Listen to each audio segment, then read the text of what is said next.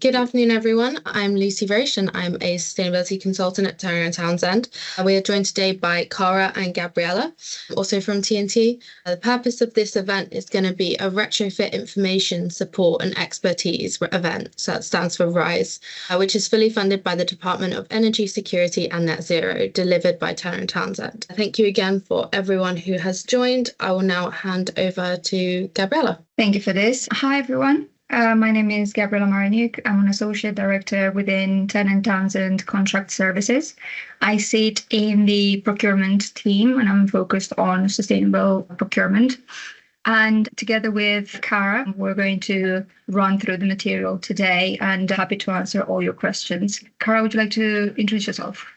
Yes, thanks, Gabby. Yes, hi, I'm Cara Patterson, a consultant within the Contract Services Advisory alongside Gabby's, specialising in sustainable procurement. Thanks. Thank you, Cara. So today we're going to have a little bit of an overview on what sustainable procurement is. And then Cara is going to take us through a bit of more understanding on what ESG means and how it applies to sustainable procurement, as well as the understanding of greenhouse gas emissions. And then we're going to deep dive a little bit in more practical applications on how to set up a sustainable procurement strategy and what are the enabling tools and benefits for the organizations to have a sustainable procurement operational. So as I mentioned, sustainable procurement is a topic or a buzzword at the moment that is often quite misunderstood. But it is incredibly important as we see sustainable agendas being more and more regulated at the moment within the UK and EU as well, across all industries. And sustainable procurement is the opportunity of operationalizing the sustainability target your organizations might have in order to answer to this legislation and regulations. So when you hear sustainable procurement, what does come to mind? Maybe it's recycling, is using eco-friendly materials. It's far more broader than that. So if you think about boosting decarbonization, for example, which is another buzzword used a lot currently, sustainable procurement is about making real changes and how we achieve this decarbonization within supply chains. So it helps us to change the way we manufacture goods, how we manage the logistics, how we produce the energy, and how we build any type of infrastructure project. So imagine if every product we use had a small carbon footprint because of all this effort. It would help us reach the net zero target everyone is talking about across the governments and across all the industries as well. So let's discuss about how we can build upon procurement best practices to achieve sustainable procurement. The key here is that sustainable procurement doesn't require teams to reinvent themselves. Is not a completely different subject compared to the current procurement practices and systems that we're using. It's just building on existing procurement activities and operations and systems with a renewed focus on specific areas. So, for example, the supply chain visibility tools, by gaining visibility over our supply chains and practices as well as materials used, procurement activities can then fall into sustainable procurement area by calculating the carbon footprint from the raw material up until the usage, and have broader enterprise-wide sustainability goals as well. And I think this holistic approach ensures that every tier of our supply chain contributes to reducing the overall carbon footprint and improving the social outcomes as well, as we're looking at forced labor, for example, or we're making sure that there's no risk to the way the companies are collaborating together. So sustainable procurement is about enhancing what we already do, and it's a strategic alignment that leverages the existing processes and drives the significant environmental and social benefits as well. So to understand a little bit more about what ESG stands for, Cara is going to introduce us into this topic now. Thanks, Gabby.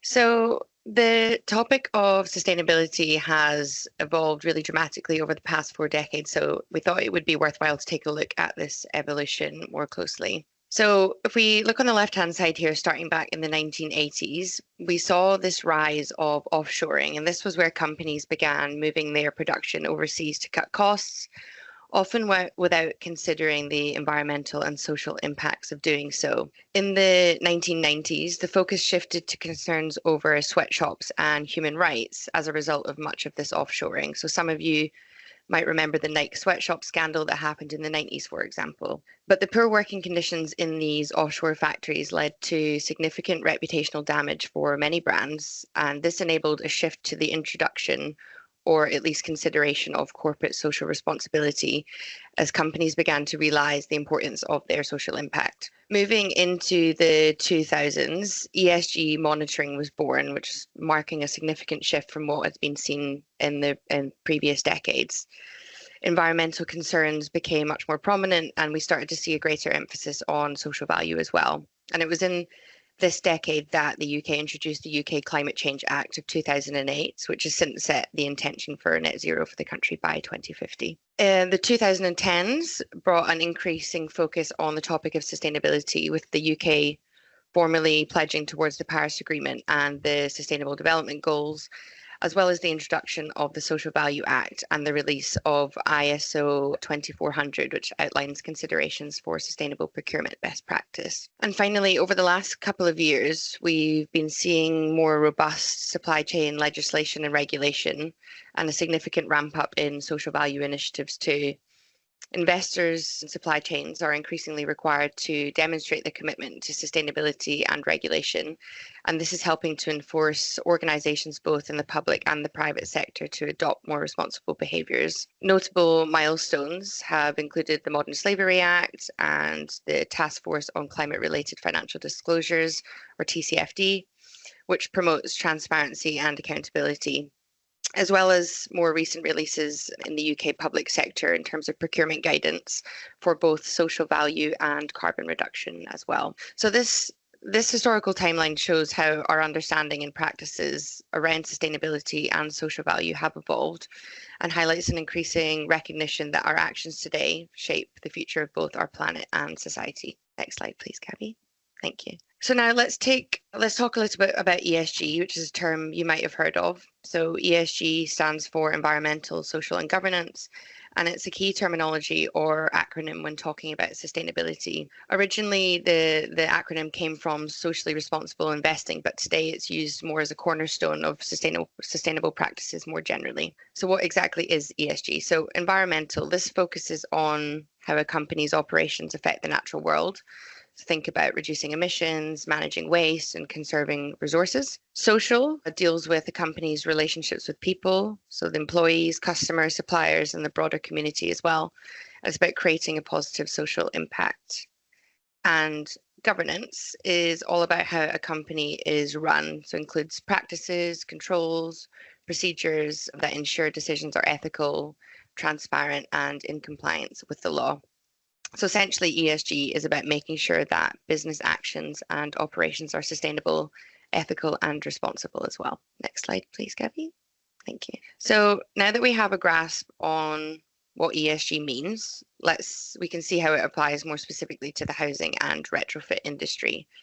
So starting with the environmental impact, we can look at three key areas, starting with energy efficiency. So this might mean using less energy to perform the same task, ultimately reducing greenhouse gas emissions, or the incorporation of sustainable materials. So the action of choosing materials that are eco-friendly and have a lower environmental footprint, and waste management, which is where you effectively manage waste to minimize its impact on the environment. As for social impacts, health and well-being could ensure that housing conditions promote physical and mental health. Community engagement could be involving the community in decision-making processes and developments. And affordable housing, so making sure that housing is accessible to people from a whole range of economic backgrounds. And lastly, governance. Here we might look at transparency, so having clear and open communication about practices and policies. Ethical procurement, which would be the act of sourcing materials and labour in a manner that's fair and just. And finally, compliance, so adhering to laws, regulations, and standards to ensure responsible operation. And by integrating these ESG principles, the housing and retrofit industry can create not just sustainable, but also socially responsible and well-governed behaviours. And this holistic approach ensures long-term benefits for both people and the planet. Thanks, Gabby. So alongside the themes of sustainability, social value, and ESG more generally, it is important to have an understanding of carbon or greenhouse gases, as there's a real opportunity for procurement to make an impact here. So when thinking about greenhouse gases or GHGs, it's important to know that these gases have different lifespans and global warming potentials. And this means that they stay in the atmosphere for varying lengths of time and have different abilities to trap heat. So at the top of this diagram, you can see displayed some common greenhouse gases that include the likes of CO2, which is carbon dioxide, CH4, which is methane, or the likes of HFCs, which are hydrofluorocarbons commonly used in cooling and refrigeration. However, to make sense of the differences between these gases in terms of lifespan and intensity, we often use a measure called CO2e, which stands for carbon dioxide equivalent. So you might be familiar with this, as this is the most common metric to help us compare the impact of different gases on a more common scale. So now for scope emissions, you might have seen emissions being referred to across scopes in terms of how they're categorized. And this chart you can see categorizes or shows the breakdown of the categorization of emissions across scope 1, 2, and 3. Starting with scope 1 emissions, these are direct emissions that come from owned or controlled sources, including company facilities or company vehicles. Essentially, it's the emissions that an organization has the most direct control over. Scope 2 emissions are indirect emissions from the generation of purchased energy, so purchased electricity, heating, cooling. And while these emissions occur at the power plant, so outside of the organization, they are as a result of, our energy consumption, and therefore must be factored into the overall carbon footprint as well. As for scope 3, these emissions are the largest and most complex category, encompassing all indirect emissions or all other indirect emissions. And this typically makes up around 70 to 80% of an organization's carbon footprint alone. And scope 3 emissions can be broken down into sort of two subcategories. And this is upstream activities, which cover purchased goods and services, business travel, employee commuting, and waste disposal, as well as downstream activities, so the use of sold products, transportation and distribution, leased assets, and investments, to name a few. And it's understanding these categories that can help us identify where emissions are really coming from and where we can take action. So while scope 1 and 2 emissions might be easier to measure and manage, scope 3 emissions require a much broader view and require you to look at the entire supply chain and life cycle of products. And taking the supply chain view and considering the life cycle of products is where procurement can really have the greatest impact, the reduction of an organization's emissions. However, addressing all emissions, of course, across the 3 scopes means that we can develop comprehensive strategies to reduce the overall carbon footprint and make significant strides towards being more sustainable. I'll hand back to you, Gabby. Thanks. Thank you, guys. That's great. So I guess next we're going to go into the sustainable procurement drivers and applications. As Cara kindly took us through the timeline, we saw one of the main drivers is the regulation. And we saw the development of the regulations across the decades. And we saw as well a considerable ramp up within regulations over the last 10 years or so, rightly so, to be honest. And within the regulation driver, we have 2 ends of the spectrum, right? So we have the reactive companies who are only answering to the bare minimum required by law. And then we have the proactive companies who are maximizing sustainability-based investments. And we're currently seeing a mix of companies that are at anywhere on this point within the spectrum. But the grand majority of them, if you were to make an average, are within maybe passing a little bit off the reactive stage and more into the proactive stage as well, which is really, really great to see. Then another great driver is the investors. So large companies rely heavily on the investment, on private and public investment as well. And we start seeing more and more ESG funds, ESG-focused funds within stocks and investments. And a lot of companies start seeing the actual financial and commercial benefit of having actual green policies rather than just answering to regulation and doing just the bare minimum.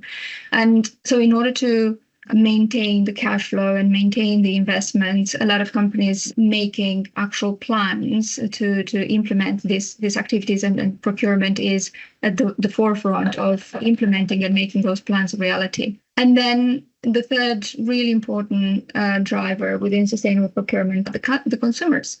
So we luckily seeing a lot of consumers now being a little bit more focused and intentional with where they're spending their money, what kind of brands they're associating themselves with.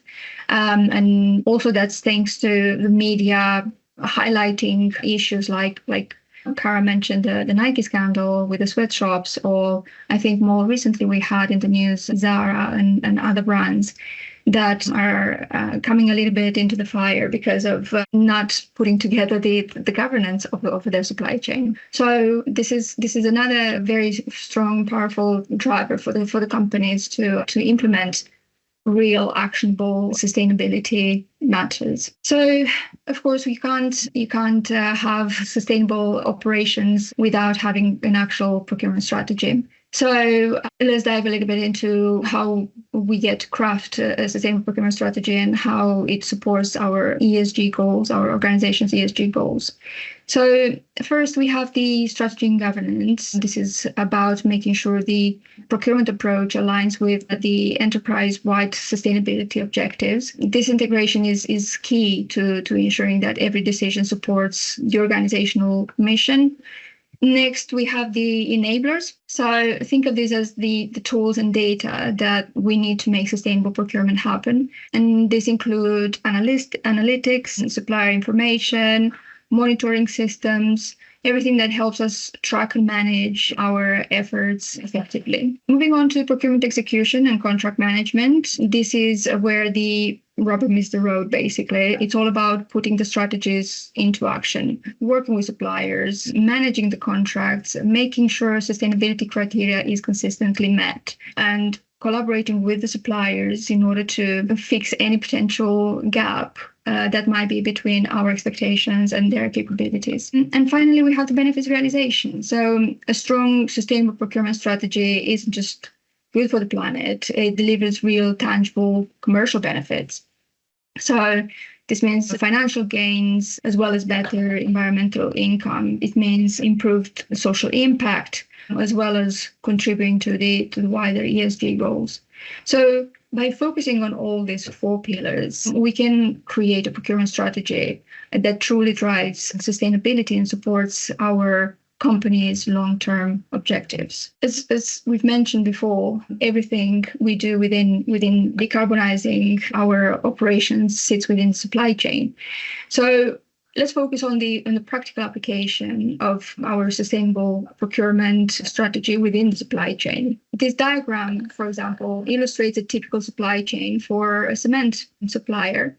And as you can see, the environmental, social, and economical impacts are multiplied as you travel down the tiers. So at the top, we have the buying organization, let's say that's us, which directly interacts with the tier one, which is the bag of cement. So this relationship is crucial because the buying organization sets the tone for sustainability expectations and practices across the entire supply chain. And the way we are managing the contract and we are setting up the key drivers within that particular contract, it's how our sustainability requirements are being trickled down through the tiers. Moving down to the second tier, we see the suppliers of aggregates, sand, water, we have packaging. Each of these suppliers contribute to the overall sustainability footprint of the final product. So, for example, the aggregates and the sand suppliers, they affect the land use and resource extraction. The water suppliers, they have an impact on the local water resources. and their water quality.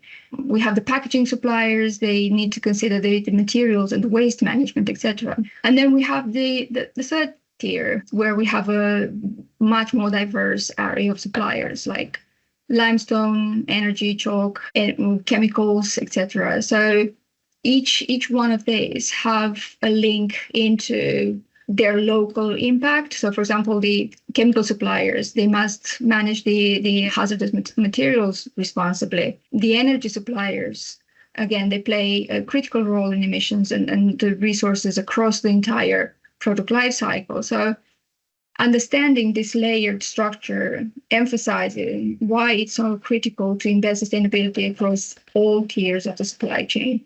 Absolutely every single step from raw material extraction to the final product has a ripple effect on the entire carbon footprint, as well as environment and society. And then, how I've mentioned before, like we need to be considerate about our suppliers, their own capabilities. So how do we make sure that we support them in building their capability to answer to our sustainability needs that we set up for them? So there's a saying, we're as good as our suppliers. So building their capability is crucial. So this involves considering every stage of the supply chain and integrating sustainable procurement practices throughout. And also, I think there's an element of carrot and stick. How do we motivate them and how we reward them, as well as how do we penalize the ones that are not answering and up to what extent? So we start with the design phase. Here we focus on the energy efficiency, the lifetime usage of a product, and specify sustainable materials that are used in the design phase. And it's all about designing products that are sustainable from the get-go. They can be easily recycled or repurposed at the end of their specified use. Then we have the non-renewable material use. So we need to look at materials like steel, cement, and plastics, how we can reduce their use or find alternatives. I know that over the last couple of years, there's been quite a few options of lower carbon cement, which was really, really great to see. We also need to consider the embodied carbon in these materials and look for opportunities to reduce them. Then we have the production methods. This is another crucial area. This includes reducing the GHG emissions, supporting local employment, minimizing pollution for the local area. Sustainable production methods are literally key to lowering the overall environmental impact. Then, of course, we have logistics. We need to think about how we transport the manufactured goods and what kind of emissions the trucks are having. What kind of transport methods are we employing? Are we going for something that is fastest or that is more economic from the carbon point of view, and how we can optimize logistics in order to reduce the carbon footprint. Then we have service delivery, which includes cloud storage, for example, and the movement of people and products, and how we can make these processes more sustainable. Use and maintenance of the products are important too, so we need to consider the employment and development, the social values, energy use during the life cycle of our products. And finally, reuse and recycle options. We should explore ways to manage consumer waste, use construction materials more efficiently, and embrace a circular economy, which, if we follow this entire cycle from the design phase, should be pretty much embedded within the life cycle of the product. Next, we're going to look at potential tools and commercial benefits. The sustainable procurement enabling tools, for example, carbon emission calculators, which currently they vary from a smart, wheezy Excel up into having a very nice collaboration platform driven by AI that's pretty much everything for us. Also, supply chain mapping tools. Again, there's a richness of options in the market at the moment. However, with supply chain mapping, I think we are still a little bit far away from having everything automatically done for us because of decades and decades of contractual restrictions of looking beyond tier 1 and tier 2. But I think the legislation and the collaboration with the suppliers is starting to open up more options at the moment. And then we have balanced scorecards for tracking ESG metrics. So basically, these are frameworks put in place to align the golden thread between the strategy and the operational delivery, and is looking at more than just the carbon impact, but also at the social and governance values as well. Why do we need these tools? So it goes back to the drivers, I think. So first of all, for the regulation, so we have, as Cara mentioned, the regulation in place for a lot of companies that need to require their carbon footprint impact on the financial reporting. Also, it helps meet stakeholders' expectations. Then you have a clear-cut reporting tool for your stakeholders and your investors when it's time to submit the annual reporting. And then it helps us map out and understand the scope 3 emissions within our supply chain upstream and downstream. And this gives us a clear way of how to implement efficiency programs in order to reduce our emissions. So carbon emissions, I've mentioned, help us track and manage a full spectrum of carbon emission, but specifically on scope 3. And these categories are defined in the GHG protocol. If your company doesn't want to invest in a specific software that is a little bit more expensive, then the GHG protocol has all the guidance for you to build your own calculator manually in Excel. It is very complex, and I have to say from my own experience, it's really, really quite time consuming and takes a lot of time from people's activities, but it can be done. I mentioned the supply chain mapping tools to map out from the raw material up until the use of your own product, and then the balanced scorecard as well that I mentioned before. The commercial benefits. Sustainable procurement isn't just about doing the right thing for the environment and society. It also brings substantial business advantages. And by prioritizing sustainability, we align to the value of our stakeholders, investors, customers, and even employees. We see so many examples of companies that struggling to retain their talent or to attract talent because of their misalignment with sustainability values. Supply chain emissions management is another critical benefit. So reducing the emissions through the supply chain and helping us to meet the regulatory requirements reduces basically our costs overall. Addressing modern slavery and the human rights issues is not just a moral imperative, also protects our brand reputation. So ensuring fair labor practices throughout the supply chain mitigates this risk and fosters a positive public image. Looking towards a sustainable future, companies that integrate sustainability into their procurement processes are better positioned for long-term success. So, for example, obtaining a social license to operate this is another key benefit. So companies that recognize for their sustainability practices, they gain greater acceptance within the market, and also they get potential funding from the government. They gain more market share because the customers would be preferring them from their competitors. Also, supply chain resilience. So sustainable procurement practices make supply chains more resilient to diversifying resources, moving from global to local, for example, if required, improving the resource efficiency, fostering the innovation. So I think we all saw how supply chain resilience is crucial over the last couple of years with COVID and all the social unrest that's been happening across the world. And I think we've had quite a few examples of how important it is to have great visibility of our supply chain and measures in place to mitigate any potential issue that might come across, anything from restriction to accessing the raw materials up until having the Rhine River in Germany going so dry that you can't actually navigate it during the summer months. So this is, in conclusion, our overview of sustainable procurement. Why is it important? Why is it important to us personally? And what we're so committed on implementing it throughout our clients and industries in general. Thank you for your time.